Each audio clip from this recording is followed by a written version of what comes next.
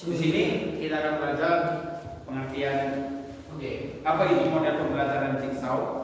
Model pembelajaran jigsaw adalah metode pembelajaran kooperatif di mana siswa saling bergantung untuk mempelajari dan memahami materi mereka bekerja dalam dua kelompok utama. Yang pertama, kelompok asal atau core group. Semua siswa berada di kelompok utama, dan yang kedua itu kelompok ahli expert group.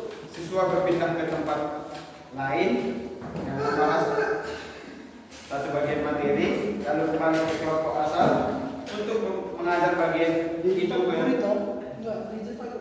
Tujuan pembelajaran jigsaw yang pertama itu mendorong siswa menjadi pembelajaran aktif, bukan hanya pendengar pasif.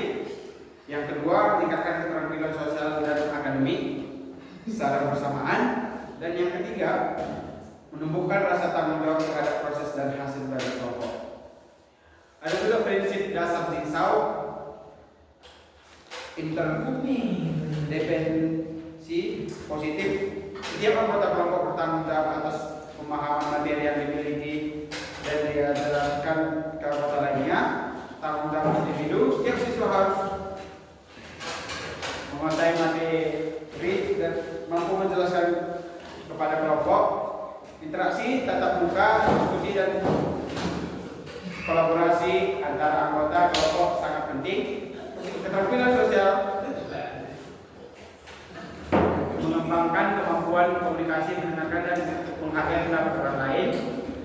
Evaluasi kelompok dan individu, proses belajar dievaluasi secara individu maupun kelompok.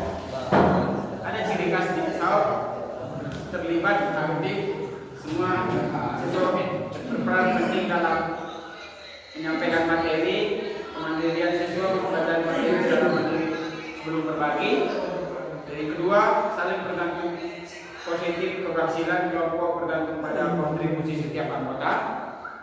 Refleksi dan evaluasi setelah diskusi, siswa dan guru melakukan evaluasi bersama.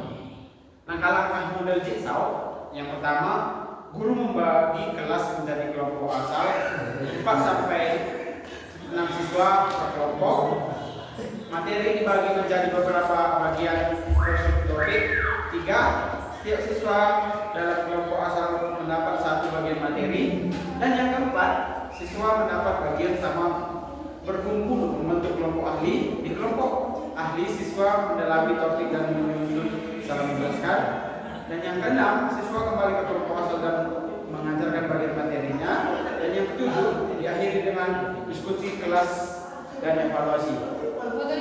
Contoh implementasi di pembelajaran olahraga, bagian materi.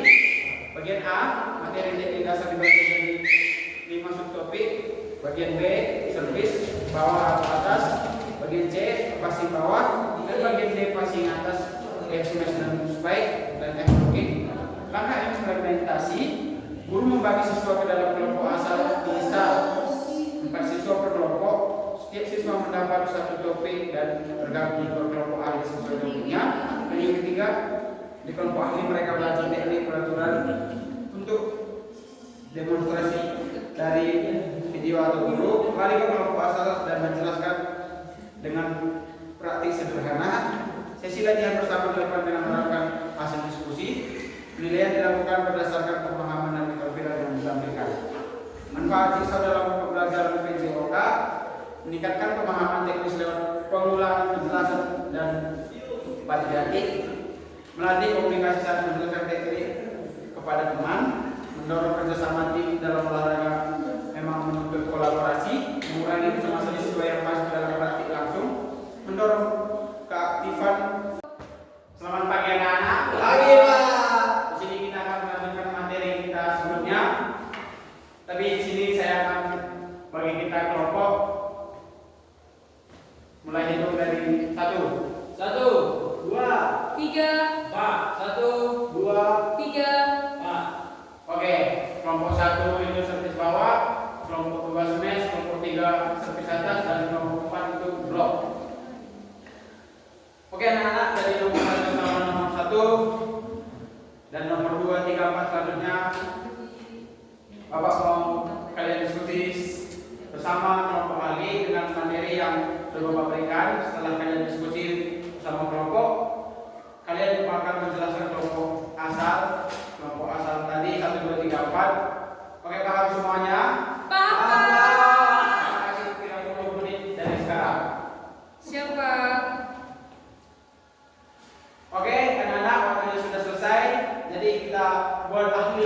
Pertama, kalian coba maju ke depan melakukan hasil diskusi dengan kelompok ahli satu. Oke Pak, yang kami diskusikan tadi dengan kelompok ahli satu yaitu passing bawah, itu yang kami diskusikan adalah cara melakukan passing bawah adalah membuka kaki selebar bahu dan sifat tangan dan menerima bola dan mengoper bola itu kepada temannya. Itu saya tahu. Oke, sudah bagus. Tapi sedikit tambahan dari Bapak, pengertian passing bawah adalah teknik dasar bola voli yang digunakan untuk menerima atau mengontrol bola yang datang dari bawah, biasanya servis atau smash lawan, dengan tujuan mengarahkan bola ke center secara akurat. Dua, tujuan passing bawah mengendalikan bola agar tidak jatuh ke lapangan sendiri. Dan yang ketiga, sifat dasar passing bawah, kaki dibuka selebar bahu, lalu satu kaki agak ke depan, lutut ditekuk, badan sedikit mengembang ke depan, tangan dirapatkan dan diluruskan ke depan tubuh, dua tangan disatukan telapak satu menunjuk telapak lainnya, pandangan ke arah bola. Cara melakukan passing bawah, posisi awal siap, lutut ditekuk ke dan lengan siap di depan. Saat bola datang, lakukan gerakan dorongan dengan lutut dan pinggul bukan mengayunkan lengan. Bola mengenai pergelangan tangan bagian dalam, bukan telapak tangan. Setelah mentak bola, ikuti arah bola dengan sedikit gerakan tubuh. Kelima, kesalahan umum dalam passing bawah, lengan tidak rapat, boleh jadi tidak